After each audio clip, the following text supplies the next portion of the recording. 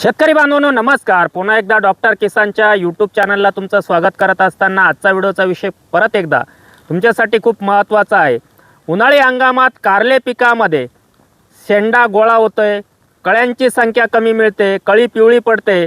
अशा वेळेस आपण ज्या प्लॉटमध्ये आपण उभे आहोत बघा, ज्या शेतकऱ्यांचा प्लॉट मंडप असेल पंजापर्यंत गेला आहे, जिथं ताटी पद्धत आहे, जाळी लावलेली आहे, अशा पद्धतीने जाळी लावलेली तुम्हाला दिसते। तर अशा वेळेस आपल्याला साधारणतः 35, 38, 40 दिवसाच्या दरम्यान कळ्या लागायला सुरुवात होते आणि त्याच दरम्यान शेंडा त्या ठिकाणी व्हायरसयुक्त किंवा गोळा होतो। तिथं कीटकनाशकांच्या अतिरिक्त फवारण्या केल्यानंतर सेटिंगला मादी कळी संख्या परागीभवन कमी होतं। मग अशा वेळेस आपण कोणतं अन्नद्रव्य व्यवस्थापन त्या ठिकाणी केलं गेलं पाहिजे, त्याचप्रमाणे इन्सेक्टिसाइडचा कीटकनाशकांचा वापर आपण कसा केला पाहिजे, पाणी नियोजन कसं ठेवलं पाहिजे, त्या संदर्भात व्हिडिओ शेवटपर्यंत तुम्ही बघणार आहात। तत्पूर्वी माझ्यासोबत शेतकरी आहेत। दादा आपलं पूर्ण नाव सांगा। संदीप भाऊसाहेब पिंगळ, आवनखेड। Mobile number 75 880 40 963। दादा मला परत एक प्रश्न विचारावासा वाटतो की तुम्ही कारल्याचा प्लॉट डॉक्टर किसानकडे का रजिस्टर केला? असं मागच्या वर्षी बी केला होता मी, त्यांचे रिझल्ट एकदम सुंदर वाटले, त्याच्यामुळे मी त्यांच्याकडे रजिस्टर केलाय प्लॉट। मागच्या वर्षी रिझल्ट सुंदर वाटले, एकदम सुंदर वाटले ते मागच्या वर्षी। खर्च कमी आला? हो, खर्च कमी आला, माल बी ॲव्हरेज बी चांगला निघाला होता। किती जाळ्या निघायच्या एकरामध्ये? एकरमध्ये आम्ही 125 जाळी काढली एका तोड्याला। एका तोड्याला 125 जाळी मागच्या वर्षी। या वर्षी पण आपण काढू? या वर्षी बी कंडिशन चांगली प्लॉटची, हा व्यवस्थित एकदम। उष्टाच बेड येतो, बेड पण उष्ट आहे, तांबटीचाच बेड येतो, हे त्याच्यावरच लागवड केलेली तांबटी। आता बघा मित्रांनो, या ठिकाणी जर आपण बघितलं अशा पद्धतीने कळी लागायला सुरुवात झाली। बघा ही कळी आपल्याला सेट चांगली झाली पाहिजे, ही जी कळी ही सेट चांगली झाली पाहिजे। फुलं जे आहेत मादी कळी ही बघा आता अशी सेट झाली पाहिजे। ही कळी दिसते तुम्हाला इथं, अशा कळ्या सेट झाल्या पाहिजे, पेऱ्यातील अंतर कमी राहिलं पाहिजे। आणि दुसरी एक महत्त्वाची गोष्ट, हे जे शेंडे तुम्हाला दिसत आहे हे बघा किती निरोगी आहे, कळी प्रत्येक पेऱ्यामध्ये दिसते, अशा छोट्या छोट्या कळ्या दिसत आहे। पुढच्या 15 दिवसात प्लॉट सुरू होईल, हे प्रत्येक पेऱ्यामध्ये बगल निघते, अशा बगला निघत आहेत आणि शेंडा फ्रेश आहे, कुठेही गोळा दिसत नाही, कुठेही काही अडचण नाही। मग अशा वेळेस ज्या शेतकऱ्यांना अडचण येते मित्रांनो, तिथं काय करायचं, ही जर स्टेज असेल तुमची, नीट लक्षात घ्या, ही स्टेज असेल, कुठंतरी प्लॉट डेव्हलप होतोय, कळ्यांची संख्यांचं आगमन व्हायला लागलं, त्यावेळेस जमिनीच्या माध्यमातून एकरी 1 litre happy news, 5 kilo 06020, 500 gram boron हे अन्नद्रव्य व्यवस्थापन करून घ्या।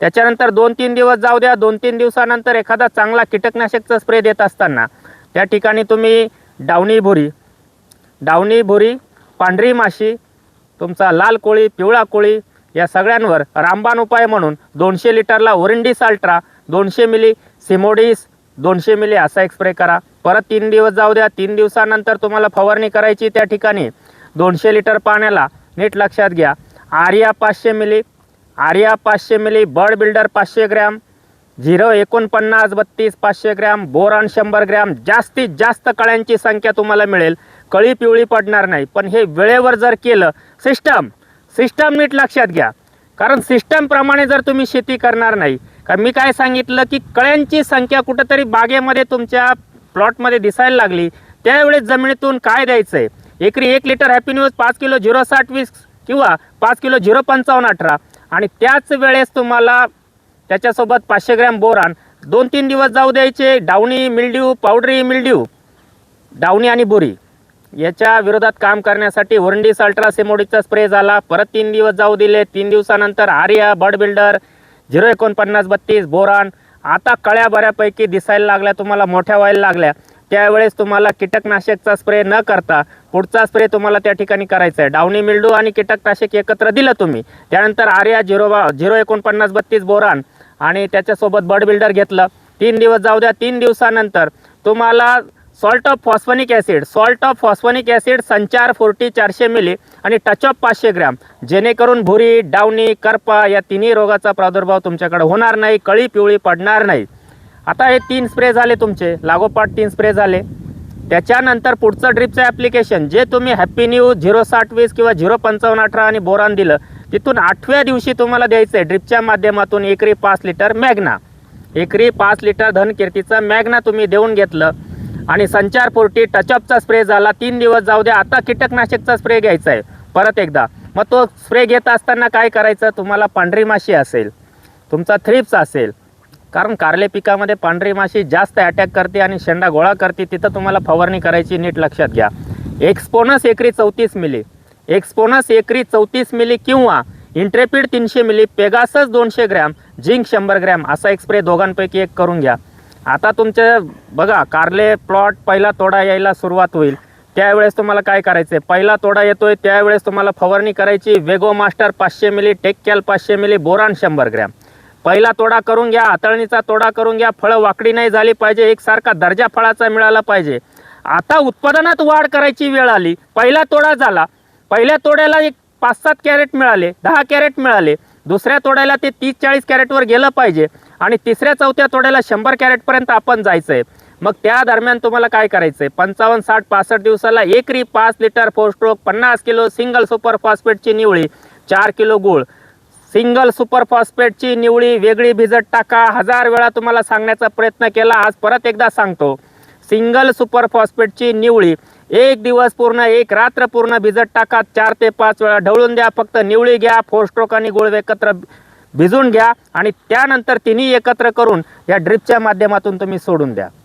आता त्याच्यानंतर तुम्हाला कारले पिकामध्ये काय फवारणी करावं लागेल याचा एक पुढचा व्हिडिओ, कारलेचा प्लॉट कसा चालू झाला आणि कसं उत्पादन मिळतंय त्यानंतर मी तो व्हिडिओ देईलच. पिंगळ साहेब एक शेवटचा प्रश्न विचारतो, उष्टा बेड आहे, टोमॅटोच्याच बेडवर टोमॅटो कट केले, पेपर आपला फाटलेला आहे, तरी पण तुम्ही डेअरिंग केली डॉक्टर किसानच्या भरोशावर आणि अशा पद्धतीने आज प्लॉट हे शेंडे मिळत आहेत, या कळ्या मिळायला सुरुवात झाली.